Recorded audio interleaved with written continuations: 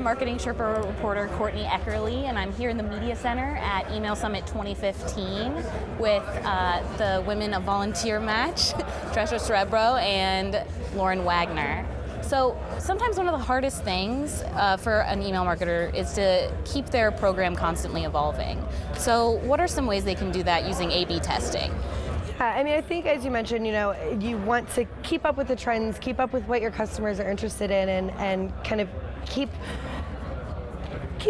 I don't know how to say it really, but keep kind of moving with what their needs and their interests are and who they are as your customers. So I think one of the first things that's really important to do is to continually keep evaluating who the people that you're working with are, who are your target customers, who's your target audience, and continue to look at kind of the space that you're working in and seeing what are people talking about, what are the trends that they're talking about, so that you can continue to take your emails and continue to kind of mold them and change them and shift them to what those people are really looking for and really interested in. So for us, one of the things that we're constantly doing is using A/B testing and looking at, what really is the best way to approach a certain topic with them or to approach a certain trend with them.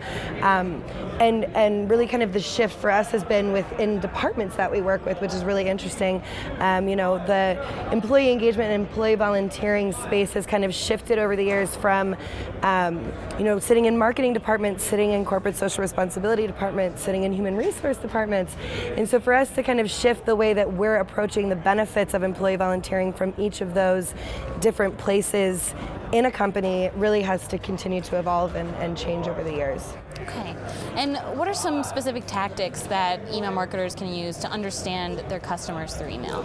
Yeah, so I think, continuing to look at, just with using A/B testing, right? So looking at open rates when you're using one message versus another, or subject line, one message versus another.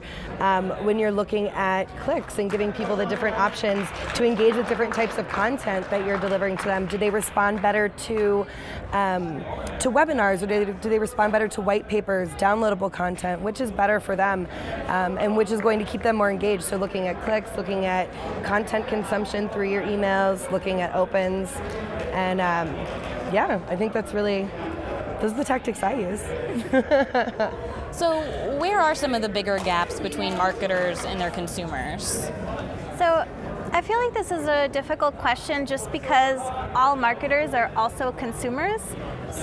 But not all consumers are marketers. And I can't really speak for the whole group, but from my perception of it is that as a marketer, I'm always looking at, okay, so this message appealed to me.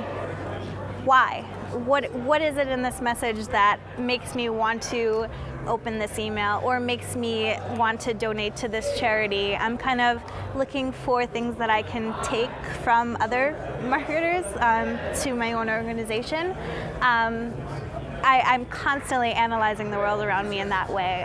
So I see that as what I would say is a difference, but I don't know. It's like, I don't know what's going through everyone's head, but just from my personal experience, that's what I feel.